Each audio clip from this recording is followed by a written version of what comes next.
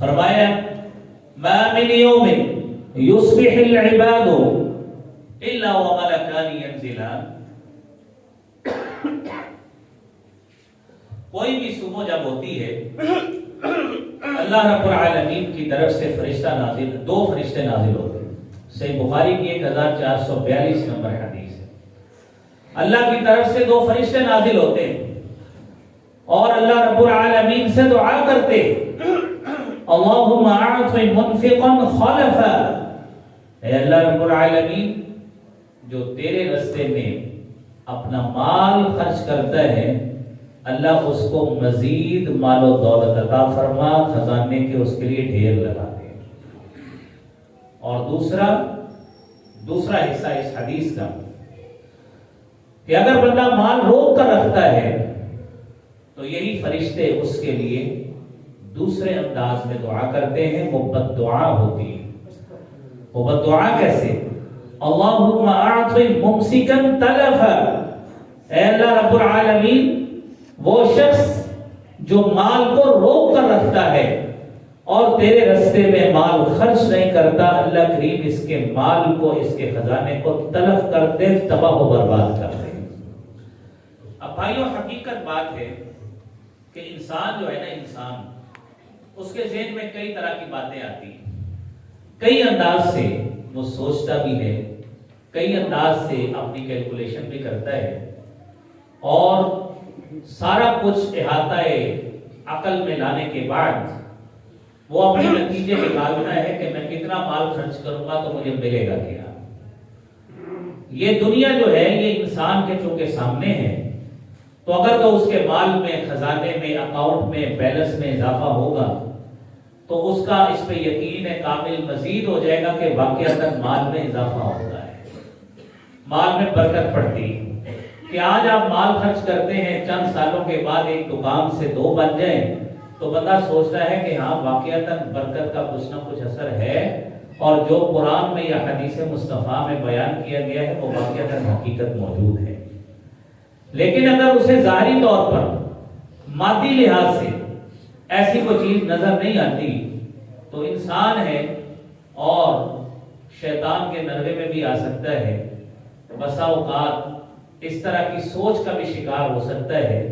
کہ مال تو بڑا کوئی نہیں ہے، یہ ایسے ہی باتیں ہیں، لہذا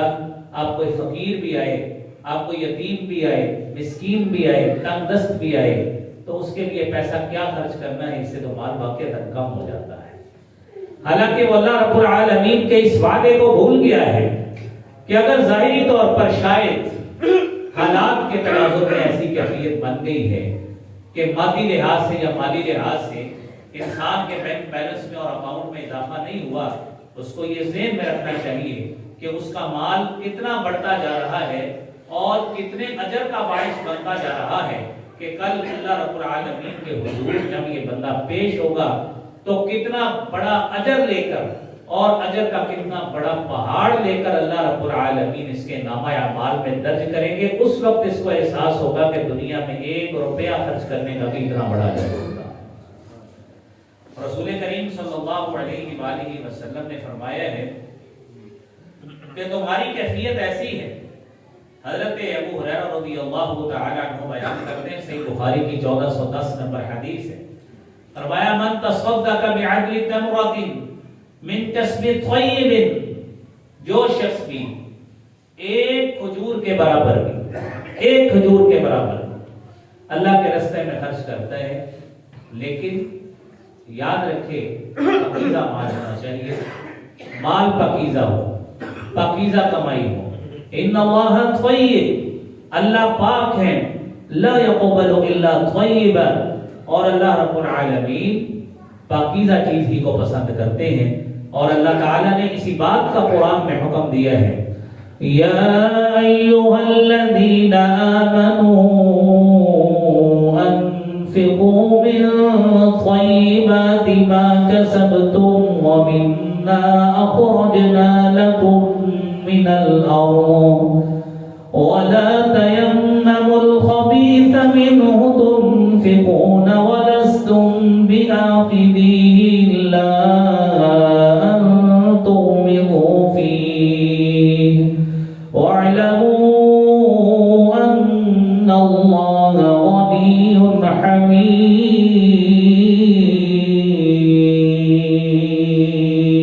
حمید۔ اے ایمان والو، خرچ کرنا ہے پاکیزہ چیز سے کرنا ہے، اپنا مال مشکوک مال، حرام ذرائع سے کمایا ہوا مال اللہ کے ہاں قبولیت کا درجہ حاصل نہیں کر سکتا۔ اور آپ نے فرمایا تم میں سے جب کوئی شخص مال خرچ کرتا ہے پاکیزہ مال سے، وَلَا يَقْبَلُ اللَّهُ إِلَّا طَيِّبٌ، اور اللہ کریم مال قبول کرتے ہیں تو صرف پاکیزہ مال قبول کرتے ہیں، اور پھر کیا کرتے ہیں؟ ثُمَّ يُرْبِيهَا لِصَاحِبِهَا كَمَا يُرَبِّي أَحَدُكُمْ فَلُوَّهُ، اللہ تعالیٰ تمہاری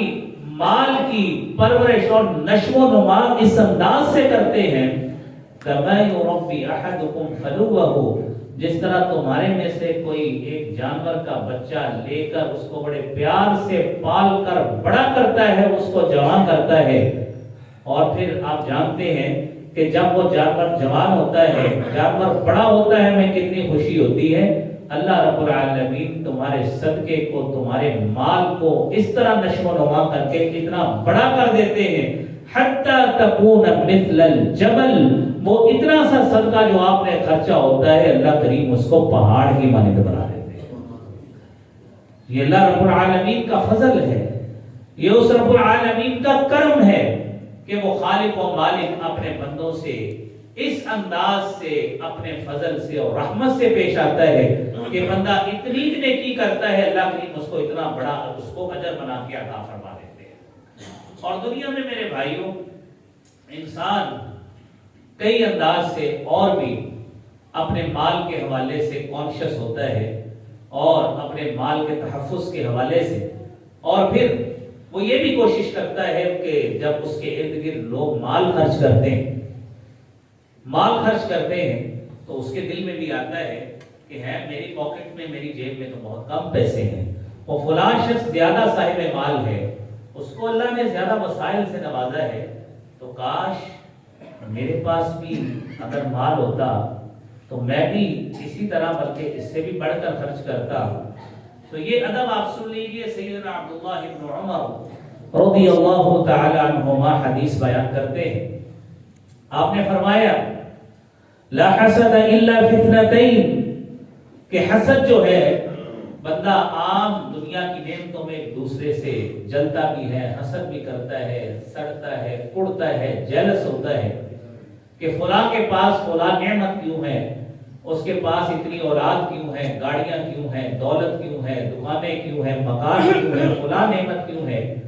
حالانکہ وہ خالق و مالک جس نے اس کو عطا فرمایا ہے، آپ رب العالمین سے دعا کریں گے وہ انشاءاللہ آپ کو بھی عطا فرمائے گا، اور اس کے لیے دعا کرنی چاہیے۔ اور حدیث میں یہی بات بتائی گئی لا حسد الا فی اثنتین، کہ دو چیزوں میں حسد جو ہے وہ جائز ہے، وہ حسد سے نکل کر رشک بن جاتا ہے۔ فرمایا رجل آتاہ اللہ القرآن، ایک وہ شخص جسے اللہ رب العالمین نے قرآن دیا ہو، فَهُوَ يَقُومُ بِهِ آنَاءَ اللَّيْلِ وَآنَاءَ النَّهَارِ، اور وہ شخص اس قرآن کے ذریعے رات کی گھڑیوں میں، دن کے اوقات میں اس قرآن کے ذریعے اللہ کے سامنے کھڑا ہوتا ہے، قیام کرتا ہے۔ ایک عام شخص اس ایسے شخص کو دیکھتا ہے، اس کے دل میں یہ سوچ ابھرتی ہے اللہ تو نے اس کو قرآن کا علم دیا ہے، دین کا علم دیا ہے، تیرے دین کے ٹنکے بجا رہا ہے اور تیرے دین کے علم کو بلند کر رہا ہے، اللہ اس دین اور قرآن کی دولت مجھے بھی عطا فرما، میں اس سے بھی بڑھ کر تیرے راستے میں کیا کروں، کتنی بڑی نیکی ہو۔ اور پھر دوسرا وہ شخص رجل آتاہ اللہ مالا، کہ جسے اللہ رب العالمین نے مال سے نوازا، دولت سے نوازا ہے، فَهُوَ يُنْفِقُ مِنْهُ آنَاءَ اللَّيْلِ وَآنَاءَ النَّهَارِ، مال و دولت سے، اپنے خزانے سے وہ دن اور رات کی گھڑیوں میں خرچ کرتا ہے، اور بندہ سوچتا ہے کہ یہ فلاں شخص، یہ میرا رشتہ دار، یہ عزیز، یہ دوست، محلے دار، یہ میرا نمازی ساتھی، اس کے پاس اتنے وسائل ہیں، اللہ نے اس کو اتنے پیسے سے اور وسائل سے نوازا ہے کہ آج یہ مجھ سے سبقت لے کے جا رہا ہے، ہر مرتبہ لے جاتا ہے کہ اللہ تیرے خزانوں میں کون سی کمی ہے، تو اللہ مجھے بھی اتنی دولت دے دے، میں اس سے بھی بڑھ کر تیرے لیے خرچ کروں۔ تو میرے بھائیوں، یہ وہ ادب ہے اور یہ وہ اہم نقطہ ہے کہ بندہ مومن جب بھی اس حوالے سے سوچے گا انشاءاللہ تعالیٰ اس کو اس سوچ کی بھی اور خرچ کرنے کی اضافی نیکی اللہ رب العالمین عطا فرمائے گا۔ اور پھر دیکھیے خرچ کرنے کے حوالے سے ہمارے ہاں اکثر آپ دیکھتے ہیں جب بھی کوئی فنڈ ریزنگ ہوتی ہے، کوئی ٹیلی تھون کیمپین چلتی ہے، مساجد اور مدارس کی فنڈ ریزنگ ہوتی ہے، تو ہمارے ہاں دو طرح کے لوگ ہوتے ہیں۔ کچھ لوگ وہ ہوتے ہیں جو سمجھتے ہیں کہ ہمیں اپنا مال، اپنا صدقہ اور جو بھی ہم اللہ کے راستے میں خرچ کرنا چاہتے ہیں ہم خفیہ طور پہ دیں گے تاکہ کوئی شخص دیکھے نہ میری نیکی اللہ رب العالمین کے ہاں صائب اور محفوظ رہنی چاہیے، کیونکہ وہ 7 بندوں کو جن کو اللہ عرش کا سایہ دیں گے اس میں وہ 7واں شخص یہ ہے کہ وَرَجُلٌ تَصَدَّقَ بِيَمِينِهِ حَتَّى لَا تَعْلَمَ شِمَالُهُ مَا تُنْفِقُ يَمِينُهُ، کہ ایسا شخص جس کے دائیں ہاتھ نے خرچ کیا ہے حَتَّى لَا تَعْلَمَ شِمَالُهُ، اس کے بائیں ہاتھ کو، لیفٹ ہینڈ کو کوئی علم نہیں ہے کہ اس کے دائیں نے کیا خرچ کیا ہے۔ اس کے ذہن میں وہ حدیث ہوتی ہے، اس لیے بندہ مومن اس کو چھپا کے خرچ کرنا چاہتا ہے۔ اور دوسرا شخص وہ ہوتا ہے جو مال خرچ کرنا چاہتا ہے اور مال خرچ کرتے ہوئے وہ ذہن میں یہ سوچ رکھتا ہے کہ یہ آج میرے سامنے یہ 500-700 لوگ موجود ہیں، میں اپنا سب کے سامنے اس لیے پیسے دینے لگا ہوں۔ دل میں سوچ آتی ہے، دل میں سوچ آتی ہے، اظہار اس کا نہیں ہو کرتا کہ میں سب کے سامنے یہ فنڈ دوں، سب کے سامنے یہ چندہ دوں، مجھے دیکھ کر،